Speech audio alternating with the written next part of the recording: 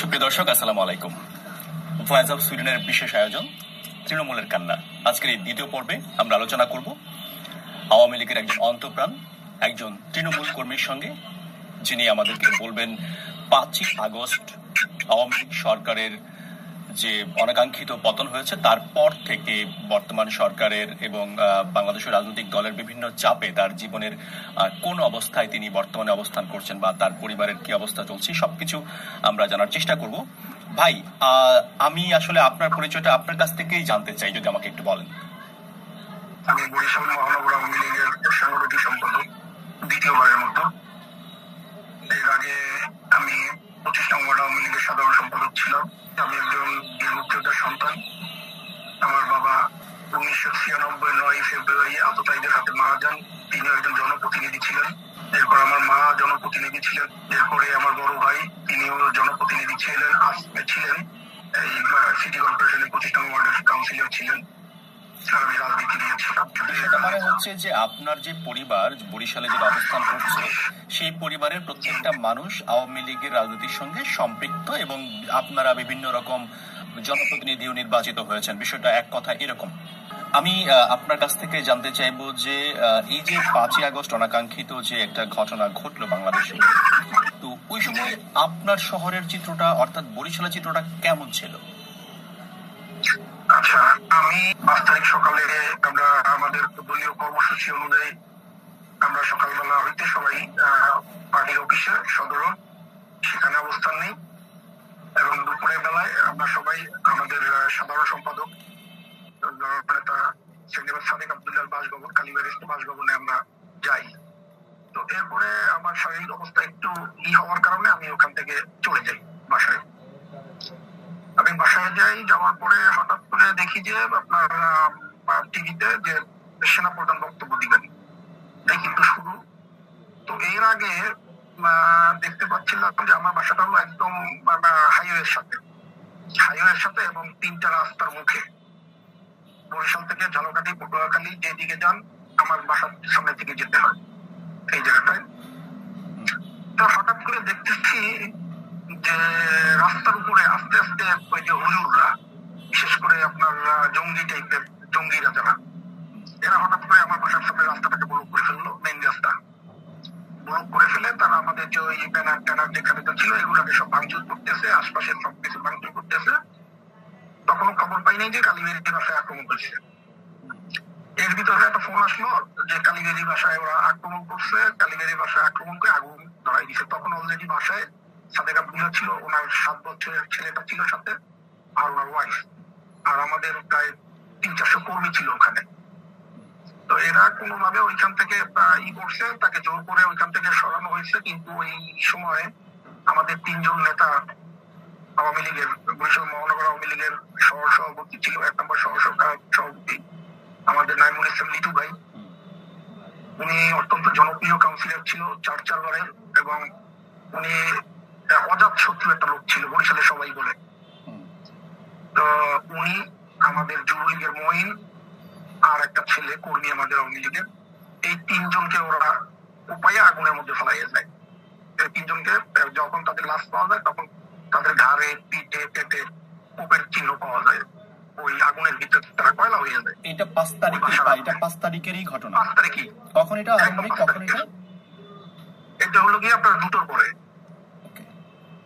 2-3টার দিকে। জি, তারপর এরপরে আমরা তো অস্থির হয়ে গেলাম। এর ভিতরে টিভিতে নিউজ দেখলাম যে নেত্রী চলে গেল। তো এখন তো আমাদের নেতা কর্মীরা চারদিক থেকে ফোন দিতেছে কি করবে, এখন কোনো ডিসিশন নিতে পারছিলাম না। এদিকে আমার বাসার সামনে সব বোঝাই হয়ে গেল। যাই হোক, আমার একটু গোষ্ঠীগত প্রভাব আছে। আমার গোষ্ঠীটা ওইখানে আদিবাসী, আমরা বরিশালের। তো যার কারণে আমাদের গোষ্ঠীর যে সাধারণ লোকজন তারা আমার বাসার সামনে সব দাঁড়াইয়ে গেল। ওরা আমার বাসায় আক্রমণ করতে পারলো না, কিন্তু আমার ওয়ার্ড আওয়ামী লীগের সভাপতি তার বাসা একদম ভাঙচুর করে করে দিল। তারপরে আমার বড় ভাই কাউন্সিলর যে কার্যালয় ছিল ওইটা ঘুরাই দিল। এটা আমার এই সাইডে করছে। আর শহরের ভিতরে অন্যান্য ওয়ার্ডে আমাদের সভাপতি সেক্রেটারি ছিল, তাদের বাড়ি ঘরে বিভিন্ন জায়গায় মানে শতাধিক বাড়ি ঘরে তারা প্রচন্ড রকম আক্রমণ করছে এবং সবাই যে যার মতো পালাইছে। এই ছিল 5 তারিখের ঘটনা। এরপরে না আমরা কোনো দিক নির্দেশনা পাচ্ছিলাম না কি করবো না করবো। ভাই আমি আপনার কাছে আরেকটা ব্যাপার জানতে চাই, সেটা হচ্ছে 5 তারিখ সকালবেলা আপনি বলছিলেন যে কালীবাড়িতে আপনি সাদেক আব্দুল্লাহ বাড়িতে গিয়েছিলেন, তখন কি সাদেক আব্দুল্লাহ বাসায় ছিল? উনি একদম লাস্ট মুভমেন্টে বাসা থেকে বের হয়েছিল, ওনাকে কর্মীরা জোর করে বের করছে। উনি তো ওই যে যখন ওই বাচ্চা ধোয়ায় বলতেছে বাবা আমি আর দম নিতে পারতেছি না, মানে নিচে তো আগুন জ্বলতেছে, উনি তো আছে 3 তলায়, নিচে আগুন জ্বলতেছে এবং আমাদের মহিলা কর্মী ছিল অনেকগুলা, ওরা একটা রুমের ভিতরে, ওরা আবার স্টিল আলমারি দিয়ে দরজা আটকে গেছে। তো তখন লাস্ট পর্যায়ে আমাদের কিছু কর্মী সাহস করে, যারা তো পিছন দিয়ে এখান থেকে ওখান থেকে সরছে, আর যে কয়জন ছিল ওনার সাথে, ওরা ওনাকে এক পর্যায়ে জোর করে চাইপে ধরে টানতে টানতে ওনাকে নামাইছে দেয়ালের উপরে, কারণ উনি বলতেছে না আমি যাবো না, আমার কর্মী চালাইয়া। মানে ব্যাপারটা ছিল একদম এরকম নাটকীয়, উনি যে এইভাবে থামিয়ে দিয়ে দাঁড়াই থাকবে এটাকে বুঝতে পারেন নাই। ওনাকে কিন্তু সকাল থেকেই অনেকে সিগন্যাল দিয়েছিল, তো উনি বলছেন না আমার কর্মীরা আছে এখানে, আমি যাবো। 300-400 কর্মী গাড়ির ভিতরে। ওকে, পরে 5 তারিখে আপনি যখন আপনার বাড়িঘর মোটামুটি প্রোটেক্ট হইলো, আপনার পারিবারিক লোকজন এসে আপনাকে সেভ করলো, আপনি কই গেলেন বা আপনি কি করলেন ওই সময়? আমি 5 তারিখ থেকে 10 তারিখ পর্যন্ত বাসায় ছিলাম। আমি 10 তারিখ থেকে বাসায় ছিলাম। আমি 10 তারিখ পর্যন্ত কি করছি, আমার যে বিভিন্ন কর্মীরা যারা আমাকে কন্ট্যাক্ট করতে পারছে ওদেরকে বিভিন্ন ভাবে বিভিন্ন জায়গায় ওদেরকে সেফ সাইডে মানে কি করছি, করার পরে 10 তারিখ আপনার ফজরের আজানের পরে আমি একটা ভাড়া গাড়ি নিয়ে আমি ঢাকার উদ্দেশ্যে রওনা। এরপরে আমি ঢাকা চলে আসি, আসার পরে 12 তারিখ আমার বাসায় পুলিশ যায় প্রথম। আমরা 3 ভাই 3 ফ্লোরে থাকি, এই 3 ফ্লোর তছনছ করে পুলিশে। এরপরে তারা চলে আসে, এরপরে তো এমনিতেই অল টাইম পুলিশ আমার বাসার নিচে থাকে, অল টাইম, কারণ ওটা হলো একটা স্টেশন এবং আমার বাসার সাথেই হলো আবার পুলিশ বক্স। তো এরপরে আপনার ঢাকা চলে আসি। ঢাকা চলে আসার পরে যেখানেই উঠি সেখানেই আপনার মোবাইল একটা মানে সিচুয়েশনের মধ্যে পড়ে যাই। এরকম বেশ কয়েক মাস গেছে। কয়েক মাস যাওয়ার পরে আমরা বিভিন্ন ভাবে আস্তে আস্তে যখন একটু হলাম, তখন আমরা মানে সংগঠিত হওয়ার চেষ্টা করলাম। যারা দেশের ভিতরে আছি আমার ছাত্রলীগ, যুবলীগ, এরাই বিশেষ করে বেশি। আওয়ামী লীগ তো বয়স্ক, এরা তো নিজেরাই এখন কি করতে পারতেছে না, আর অর্থনৈতিক একটা ব্যাপার আছে, তারপরে লেগে আপনার নিজেকে সেভ করার ব্যাপারটা সবচেয়ে বেশি, তারপরে ফ্যামিলির চিন্তা, এই সব মিলিয়ে মোটামুটি এই করতে করতে এই পর্যন্ত আসি। তবে এর ভিতরে খুলনা, রাজশাহী, আপনার সিলেট, বিভিন্ন জায়গায় থাকতে হচ্ছে, কোথাও আমরা থাকতে পারি না, কেমনে জানি ওরা একটা মানে পেয়ে যায়। এই হলো পরিস্থিতি। ঢাকায় যারা অবস্থান করতেছে এখন আমাদের আওয়ামী লীগের, এরা অলরেডি আপনার কিছুদিন আগে একটা মিছিলের প্রিপারেশন নিলাম ধানমন্ডিতে মিছিলের প্রিপারেশন নিলাম। তবে সেটা ভিতর থেকে লিক হয়ে যায়।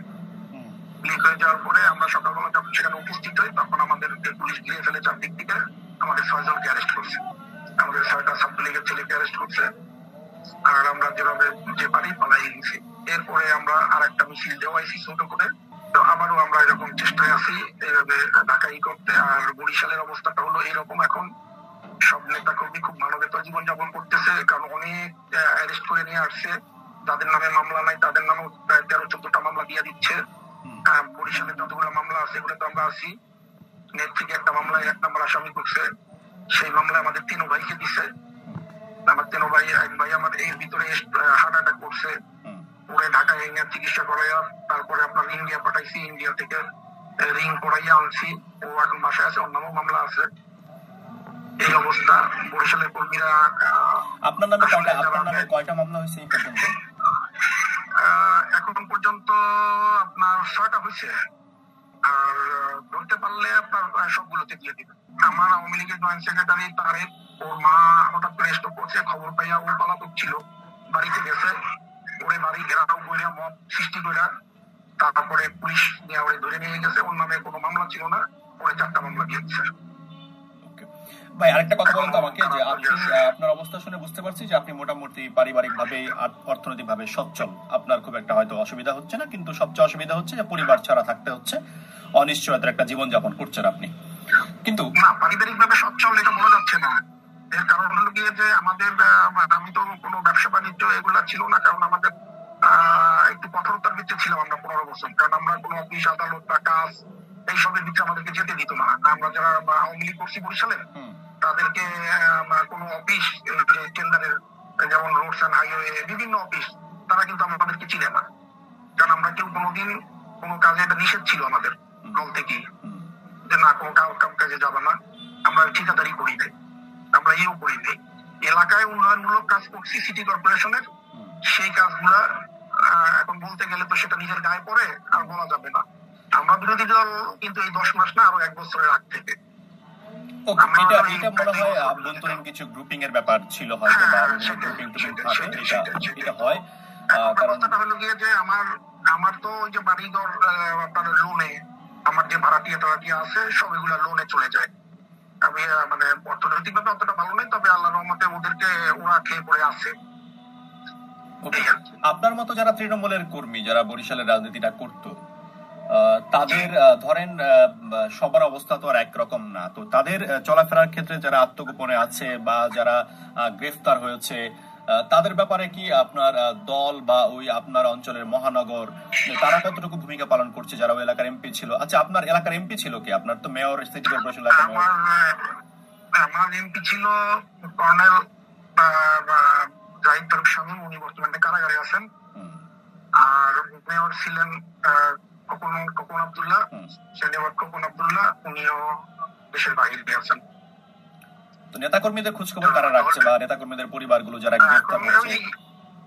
এটা ওই যতটুকু পারছে সাদেক আব্দুল্লাহ রাখছে, এর বাইরে আর কেউ কোনো খোঁজখবর নিচ্ছে না, কারোর সাথে কানেকশনও নেই।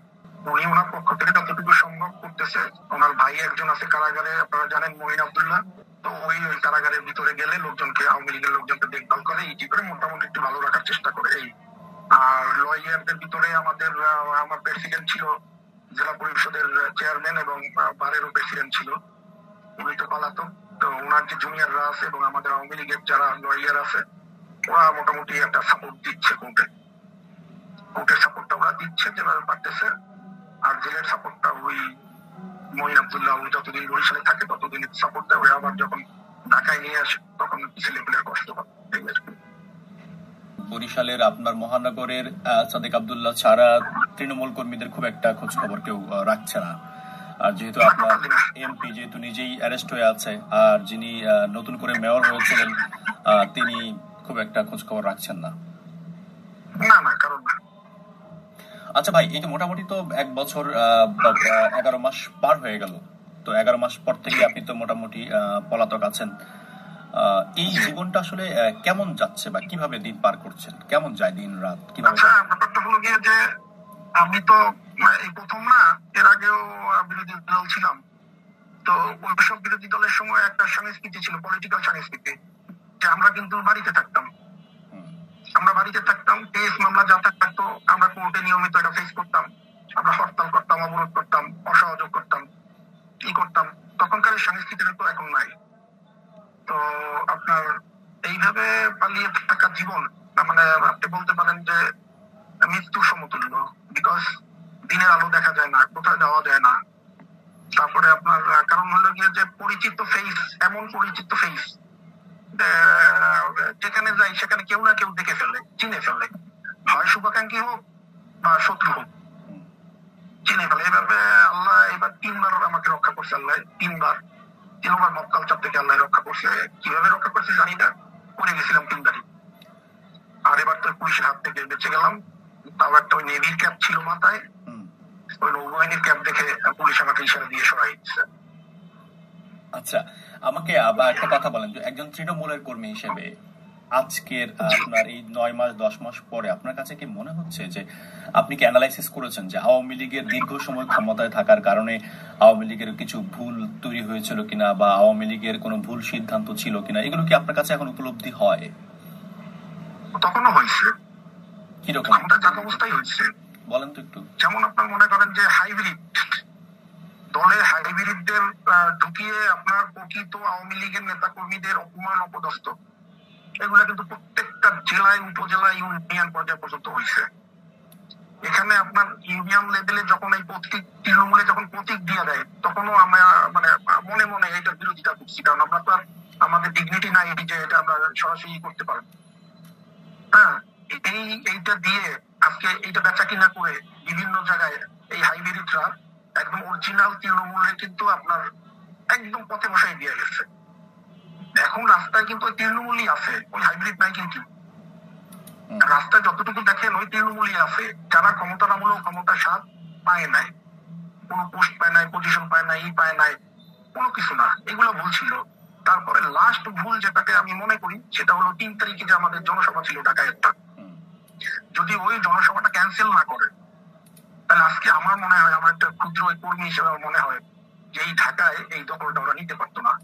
কারণ 3 তারিখে যে জনসভাটা ছিল ওটা কিন্তু সমস্ত ডিস্ট্রিক্ট থেকে, সমস্ত জেলা থেকে কিন্তু লোক আসতো ঢাকায়।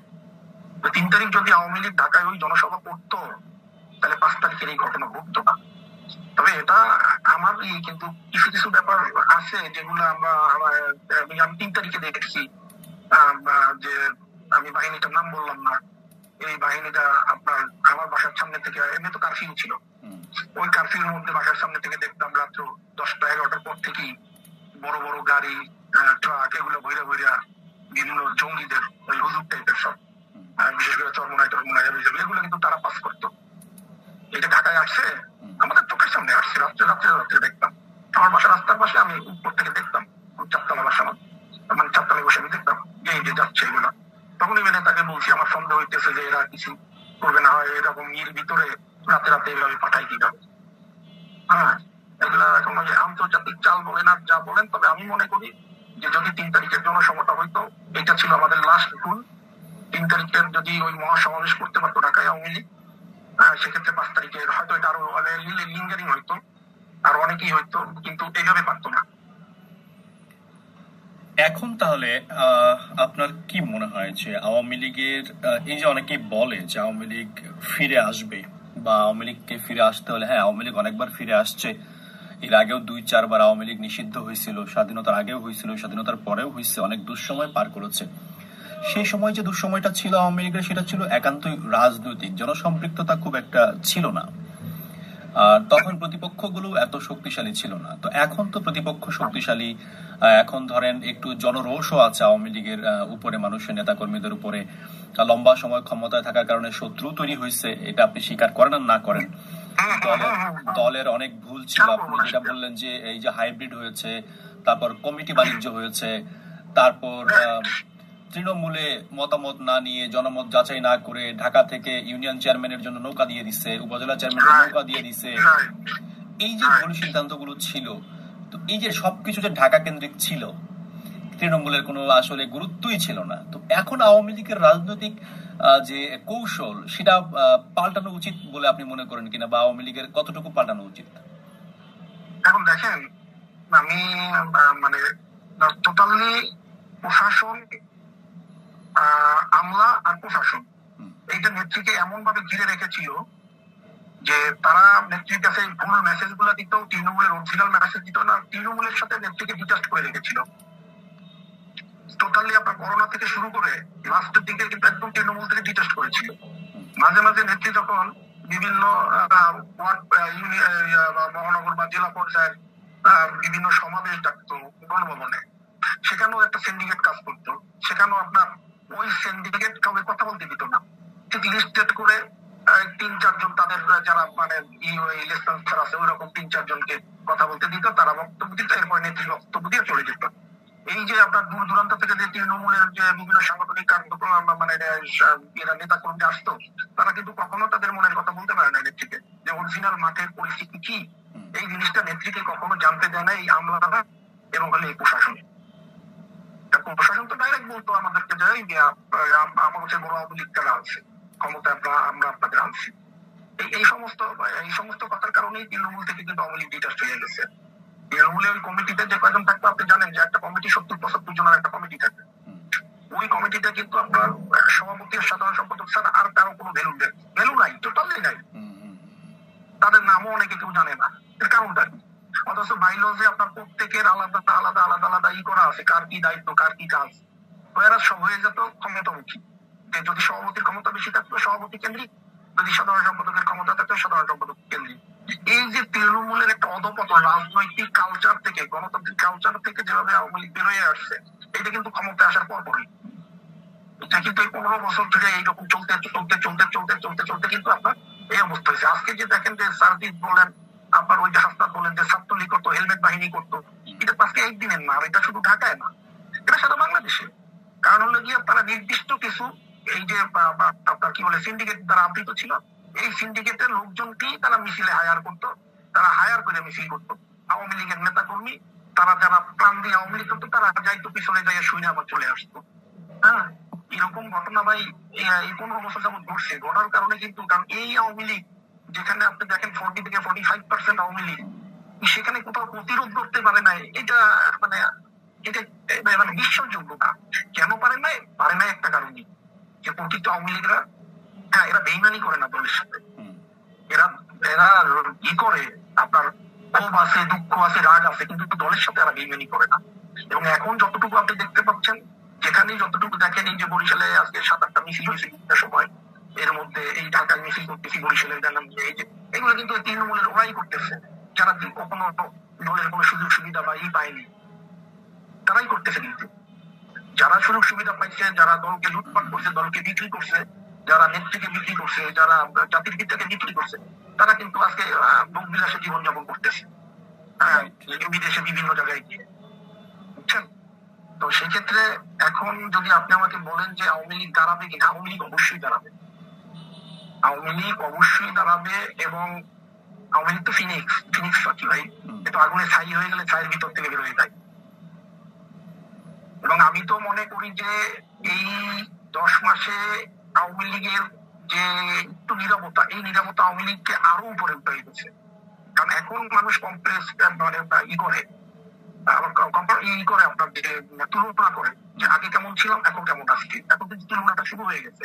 এইটা কিন্তু সফট কর্নারটা কিন্তু আওয়ামী লীগের প্রতি চলে আসছে, এবং বিশেষ করে নেত্রীর উপরে। এখন নেত্রীকে যেভাবে তারা এই যে আপনার আমলারা এবং কামলারা, এই দুই গ্রুপ যারা নেত্রীকে তৃণমূল থেকে ডিটাচ করে রাখছিল, এই জিনিসটা কিন্তু এখন নেত্রী উপলব্ধি করতে পারতেছেন, যার কারণে কিন্তু নেত্রী এখন সরাসরি কিন্তু তৃণমূলের সাথে কথা বলতেছে।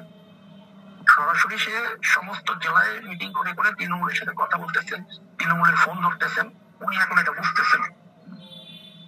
তবে আমার দৃঢ় বিশ্বাস যে বেশি দিন সময় লাগবে না। মানুষ যেভাবে আস্তে আস্তে, ওই যে আপনি যে বললেন যে মানুষের একটা ক্ষোভ আছে, একটা ই আছে, হ্যাঁ এটা যাদের প্রতি ছিল তারা তো নেই দেশে, এটা যাদের প্রতি ছিল তারা তো নেই। এখন যারা আছে এরা নিরিবিলি একদম আওয়ামী লীগের পোর খাওয়া লোকজন, বুঝছেন? এরা জীবন দিতে প্রস্তুত আছে বলে।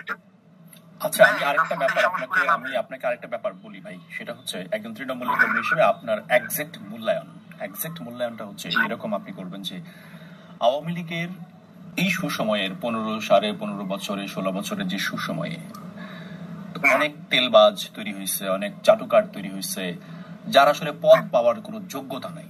আপনি স্থানীয় সরকার নির্বাচনের কথা বাদই দেন, ধরেন ছাত্রলীগের একটা সেক্রেটারি হবে উপজেলার, ছাত্রলীগের প্রেসিডেন্ট হবে উপজেলার, যুবলীগের হবে, স্বেচ্ছাসেবক লীগের, বিভিন্ন লীগের হবে। দেখা গেল যে ওর আসলে কোনো অস্তিত্বই ছিল না, রাজনীতিতে কোনো কন্ট্রিবিউশনই ছিল না, ওর পরিবারের কোনো কন্ট্রিবিউশন নাই, ওর কিছু টাকা হয়েছে বা ওর ঢাকায় একটা লিয়াজও হয়েছে, ওর সুন্দর করে কমিটি নিয়ে এলাকায় চলে গেছে। আপনার যে এই যে নেত্রীর সঙ্গে যে কথা হয় আপনাদের, বা বিভিন্ন গ্রুপে যে আপনাদের বিভিন্ন নেতাদের সঙ্গে কথা হয় যারা আগে কমিটিগুলো দিত, ধরেন মহানগরের কমিটি গুলো কি হইতো, ইউনিটের কমিটি গুলো দিত, তাদেরকে কখনো জিজ্ঞাসা করেন যে এই যে এগুলো করলেন এখন দলের যে দুঃসময় আপনাদের, মানে এদেরকে ভবিষ্যতে ছুড়ে ফেলার উচিত কিনা, বা এদেরকে আইনে মানে এই ব্যাপারে একটা চমৎকার কথা আছে, যে কথাটা আমি প্রায় যখন কর্মী বা নেতাদের সাথে আড্ডা দিতাম, এই কথাটা আমি বলতাম। সেটা হলো যে আজকে মনে করেন যে আজকে দল ক্ষমতা আসছে, 5 বছর শেষ, এখন নির্বাচন আসছে। এই 5 বছরে যারা ক্ষতিগ্রস্ত, মানে দলের যারা বা নিষ্পেষিত যেসব কর্মীরা, এখন তো নির্বাচনের আগে তাদেরকে লাগবে, এই তাদেরকে ডেকে যখন মিটিং এ বসতো, কেন্দ্রীয় নেতারা যাইত, তারা যেয়ে কিন্তু একটা বয়ান মারতো, তারা বয়ানটা মারতো। এখন এইসব কথা বলার সময় না, রাইট। এখন এইসব কথা বলার সময় না। আজকে যদি দল ক্ষমতায় না আসে, কারো কিন্তু বাড়ি ঘর অস্তিত্ব থাকবে না। এত লক্ষ কর্মী মারিয়ে ফেলাইবে, এত লক্ষ নেতা কর্মী মারিয়ে ফেলাইবে, এই একটা ডায়লগ আমরা শুনতে শুনতে শুনতে শুনতে আমাদের কান পৌঁছে গেছে। আর এখন বলেন, এখন আমি কাকে জিজ্ঞেস করবো, কাকে বলবো? আপনার তো তাহলে আপনার ঢোকা দরজা বন্ধ। আপনি এটা বলতে গেলে আপনি তো দলের শত্রু। আপনি এটা বলতে গেলে আপনি ফজলুর রহমান হয়ে যাবেন। আপনি তখন ওই যে আপনাকে এটা বলতে গেলে আপনি মোস্তফা মহসিন মন্টু হয়ে যাবেন। তাহলে কি মানে নেতাকর্মীরা, বঞ্চিত নেতাকর্মীরা সত্যি কথা বলার সুযোগ কখনো পাবে না? আমার তো মনে হয় না। যদি এই বিপদেও যদি নেত্রী এটা রিয়েলাইজ করতে পারে, এবং আমি একজন ক্ষুদ্র কর্মী হিসেবে মনে করি, নেত্রী যদি এই জিনিসটা বুঝতে পারে, অনুধাবন করতে পারে, এবং উনি যদি তৃণমূলকে প্রাধান্য দেওয়া শিখে, উনি যদি এমপি, মন্ত্রী, চেয়ারম্যান, মেম্বার, এই মেয়র এগুলার বাদ দিয়ে শুধুমাত্র তৃণমূল নেতা কর্মীদের উনি যদি রাজনীতিতে করতে পারে, এস্টাবলিশ করতে পারে, লাইক আপনি মনে করেন এই কেন্দ্রীয় কমিটি করে, আজকে কেন্দ্রীয় কমিটি ডিসেন্ট্রালাইজ করুক, উনি বিভাগীয় পর্যায়ে কেন্দ্রীয় কমিটি থেকে তৃণমূল থেকে লোক নিয়ে আসুক, তাইলে দেখবেন যে ওই চাটুকারিতা, ওই তেলবাজরা তারা কিন্তু সুযোগ পাচ্ছে না, কারণ তৃণমূল থেকে উঠে আসছে। এখন আপনার এলাকায় কেউ চিনে না, আপনার ঢাকায় আসছেন, ঢাকায় এসে একটা কলেজে পড়ছেন, ওই কলেজের ছাত্রলীগের নাম ভিত্তি করে আপনি একটা সময় ঢাকা থেকে একটা বড় পোস্টে গিয়ে উপকমিটি নিয়ে গেলেন, আপনি কেন্দ্রীয় নেতা হয়ে গেলেন। এই যে এইসব নেতারাই তো মূলত এই সিন্ডিকেট গুলো করছে, এবং এই সিন্ডিকেট আওয়ামী লীগের সবচেয়ে বড় শত্রু না আওয়ামী লীগ। এই সিন্ডিকেট গুলো ছিল, এই হাইব্রিডরা ছিল, এবং এদেরকে যদি পরিহার করতে নেত্রী না পারে, তাহলে আবার যেই তিমিরে ছিলাম সেই তিমিরে চলে যাবো। মাঝখান থেকে কি হবে, আরো কিছু তৃণমূলের জীবন চলে যাবে। থ্যাংক ইউ, গুরুত্বপূর্ণ কথা বলেছেন আপনি। আপনার উপলব্ধির সঙ্গে আমি একেবারেই একমত। আমরা শেষ করব, শেষবারের মতো কিছু বলতে চান কিনা? আমি বলতে চাই, যারা আওয়ামী প্রেমী আছেন, যারা বঙ্গবন্ধুর আদর্শকে ধারণ করেন, লালন করেন, তারা আস্তে আস্তে আস্তে আস্তে আপনারা একটু সংগঠিত হন। আপনারা দুজন হলেও নামেন, আপনারা তিনজন হলেও নামেন, একটু গোপনে নামেন, একটু একটা জায়গায় দিয়ে নামেন। কারণ যখনই বিস্তার লাভ করবে এরকম, তখন কিন্তু এই সরকারের তলায় এমনি মাটি নেই। এখন শুধু একটা ডাকের অপেক্ষায়। আমরাও চাই নেত্রী একটা ডাক দেখ, কেন্দ্রীয় ভাবে কেউ একদম ডাক দেখ, নেত্রী যদি এরকম ডাক দেয়, বাংলাদেশ আওয়ামী লীগ আবার রাজপথে মরে যাবে। আর তাই সবাইকে বলবো, অনুরোধ করবো যে আপনারা জানি খুব কষ্টের মধ্যে আছেন, আমার চেয়েও হয়তো কষ্টের মধ্যে আছেন, তো আপনাদের প্রতি আবার আসলে সমবেদনা ছাড়া আর কিছু নাই। তবে আপনাদেরকে বলবো যে আপনারা না পারলেও অন্তত সাহস যোগান, যারা রাস্তায় নামতেছে তাদেরকে সাহস যোগান, তাদের পাশে থাকার চেষ্টা করেন। ইনশাআল্লাহ আওয়ামী লীগ আবার তার স্বস্থানে ফিরে আসবে। সবাইকে ধন্যবাদ। জয় বাংলা, জয় বঙ্গবন্ধু। সম্মানিত দর্শক, আপনারা শুনছিলেন ভয়েস অব সুইডেনের নিয়মিত আয়োজন তৃণমূলের কান্না। আজকের এই পর্বে আমরা কথা বলছিলাম বরিশাল মহানগরের একজন তৃণমূল আওয়ামী লীগের কর্মীর সঙ্গে। আবারও নতুন কোনো পর্বে আপনাদের সঙ্গে কথা হবে। আমাদের সঙ্গে সবসময় থাকবেন। আপনার কোনো মতামত বা পরামর্শ থাকলে, বা আপনি যদি কথা বলতে চান আমাদের এই প্ল্যাটফর্মে, নিশ্চয়ই আমাদের সঙ্গে যোগাযোগ করবেন। আমরা আপনার কথাও জানার চেষ্টা করব।